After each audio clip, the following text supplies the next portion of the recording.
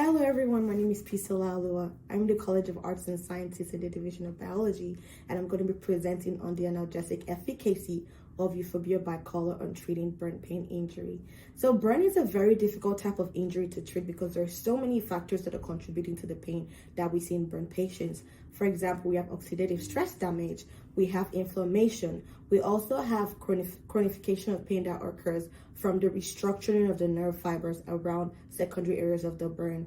And the current pain treatments we have to treat this pain is opioids. For example, we have morphine, but we all know that there's a risk of tolerance with using opioids, and there's also the risk of overdose with prolonged usage, because sometimes the burn patients have to be on the medication for a long time. This makes us look for other means or therapeutics to treat burn patients, and we look to Euphorbia bicolor. It's actually a sister plant to E. resiniferum, and resiniferum has a sap in it called resiniferum toxin, which is currently in clinical trials for 4 different kinds of pain, including pain associated with osteoporosis. So that makes it a very strong candidate to look for treating pain associated with burn injury. So first, we wanted to establish that there was actually a difference. So we were looking at an animal pain model to look for pain behaviors and see if E. bicolor is able to reduce the pain sensitivity in the animals.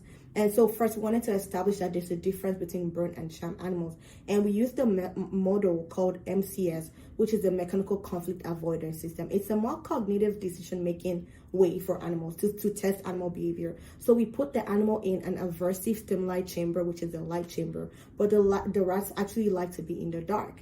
So when we put them in the light, there's a probe, a nociceptive probe, which is a prickly probe that they have to walk over into the dark chamber to get the reward of staying in the dark. And so we see that when the animals are not in pain, they just walk over the probe. But if they are in pain, which is the burn stimulus, they do not, they just stay in the light for a prolonged period of time.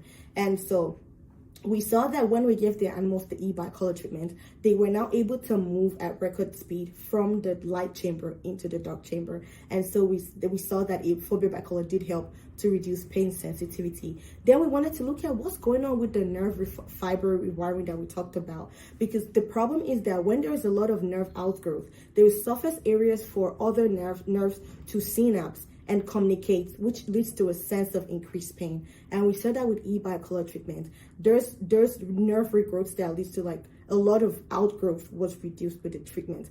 We also saw that there was a reduction in oxidative stress damages from the blood. We collected blood from the rat, and we saw that there was less markers of oxidative stress. We also looked at cytokines and chemokines, which tells us about inflammation, and we saw that with E. bicolor treatment, they had reduced inflammation. Thank you.